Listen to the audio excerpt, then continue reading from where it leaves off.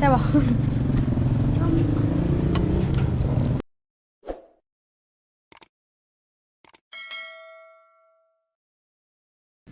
สบายดีมื้อนี้เฮากะไปเมืองเฮาไปกะไปกับน้องค่อยแล้วก็พ่อแม่ไปกะจะซื้อรังสีเสื้อเฮิร์นโคหันหัวไปนั่นน่ะเจ้าไปเจอน่ะพามาเลยให้มันจอดเลยนี่ให้แน่นี่จะซื้อรังสีมามุ่งนี่ไปเมืองกันมื้อนี้เฮิร์นโคอะไรยังไม่แล้วก็นี่ก็พื้นมานี่แล้วก็มุงรังกะสี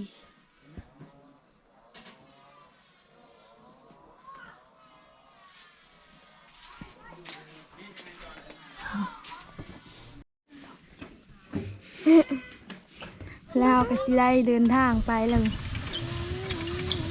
มาไปชื่อรังสีก็แม่นปูนแม่บอยแม่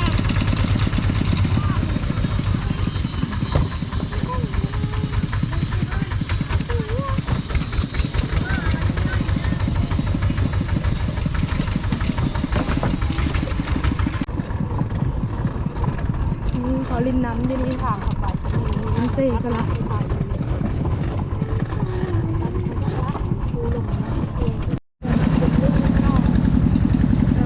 ขี่น้ำเซ่โอ้หลายเจ้า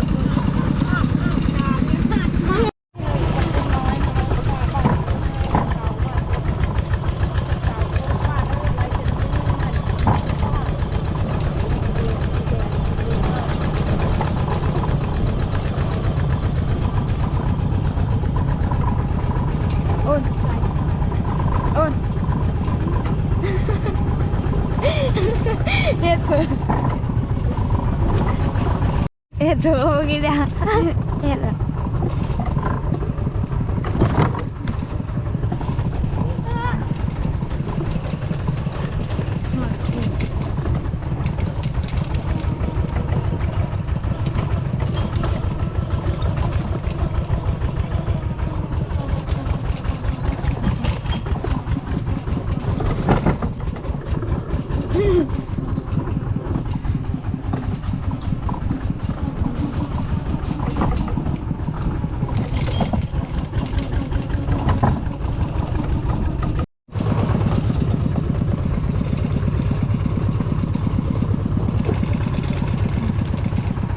ลายมอดผูกุดินและโคจมกุดินโคจมนะนี่เขาเอิ้นโคจม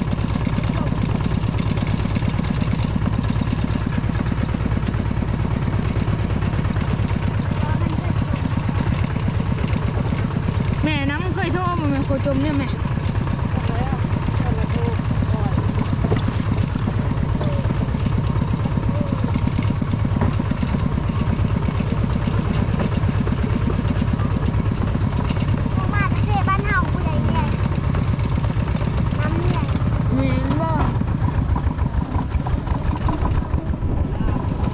อยู่พูดจะเป็นแต่งามมา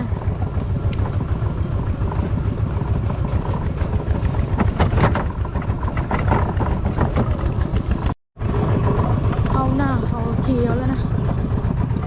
เขียวง่างเขาหน้า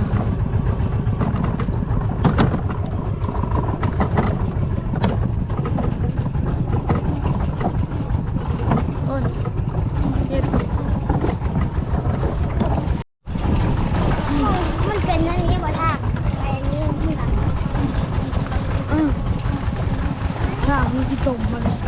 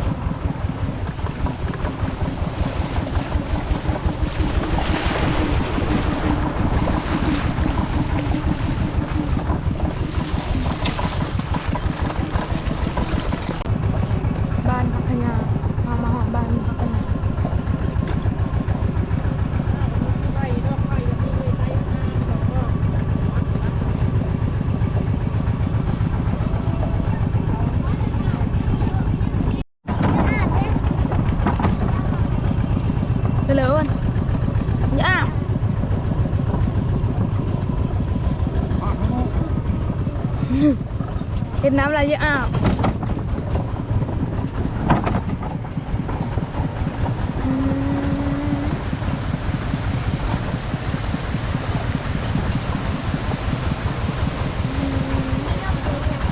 เลือกมาได้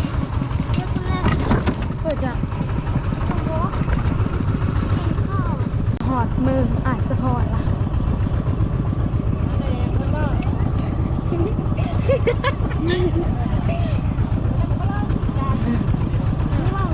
เพื่อนนั่นนิ่มเงาไปเลยแบบนี้อ่ะ เดิน นี่เพื่อนแบบนี้ เอ็ดเพื่อนเพื่อนนะเนี่ย เอาแบบร้อนนะนี่แหละจะร้อนนะ เป็นบ่ ที่ดูนะ ดูสิเทมแข็งข้าวกะกำลังเดินทางไปโรงเรียนนะ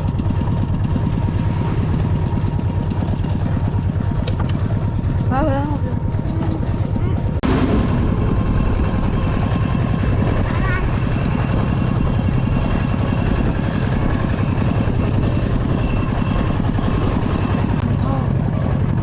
แม่นบอก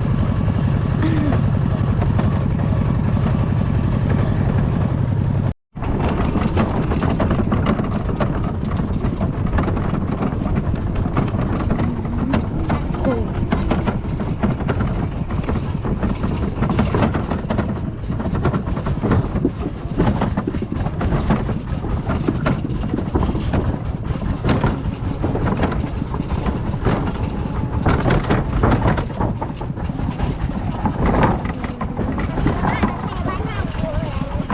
แม่นดอก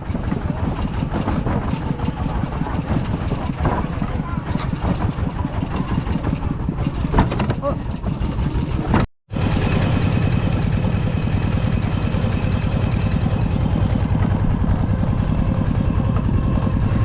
มันน่าคำใต้อยู่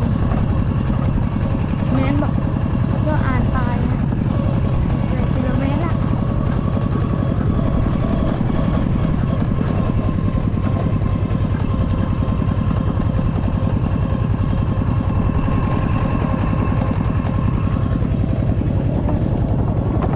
เมื่อนอนแล้วอ้นขายผูขอขายกระปุกขอขายกระปุกขายเฮ็ดระวังอยู่เถอะเอากายมันแล้วเป็นของขาย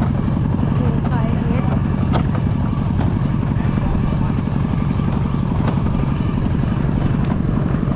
อ้นนอนบอก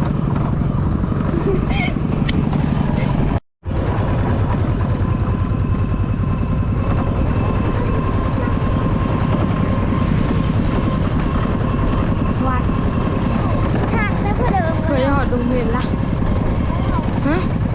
ถ้าเพื่อเดิมไปเลย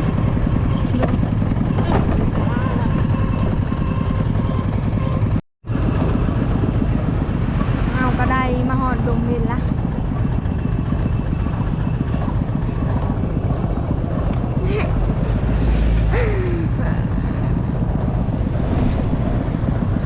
อืม ทางนาครับผม เอากะได้มาหอดเมืองอาสพังทองละ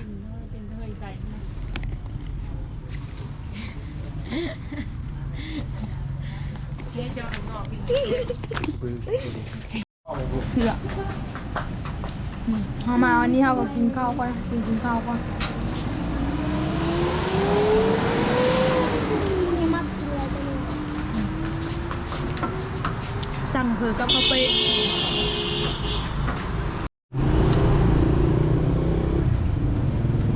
ได้ปะ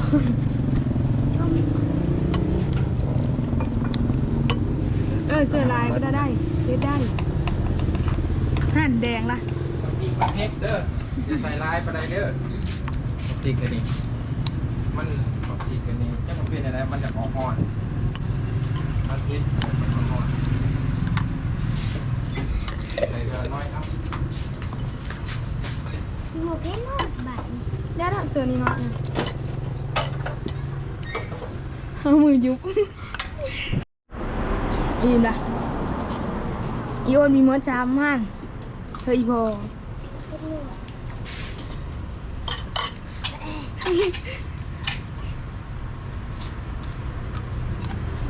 เฮากับสีเฮาตลาดมันไม่ได้บ่ ผมบอกว่าแค่ทางนี้เดี๋ยว ปลานี่ก็ปลาดุกนี่คือชุดโกโก้ว่าน้อยมันไม่มีตัวเยอะเฮ้ยเนาะอยู่ไหนฮันนี่ได้ชุดโกโก้ว่าอีกต่อ มีกระเป๋าอีก เยอะ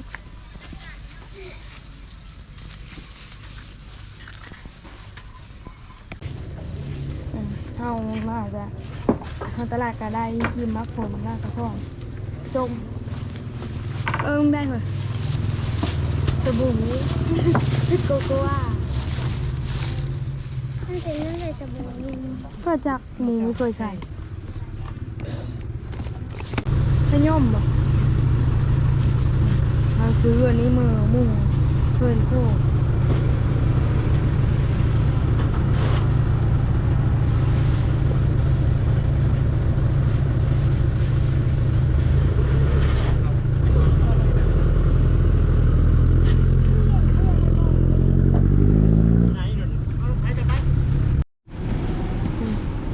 ซื้อตะนางอีกแล้วก็ซื้อแผ่นเพื่อว่าอ้นเนี่ยมีแผ่นหนังเนี่ยแผ่นโยมบ่แล้วก็ไปซื้อตะปูอีก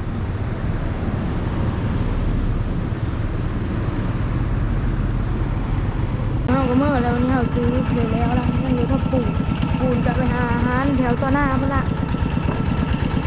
เดี๋ยวนี้ก็ประมาณ3 โมง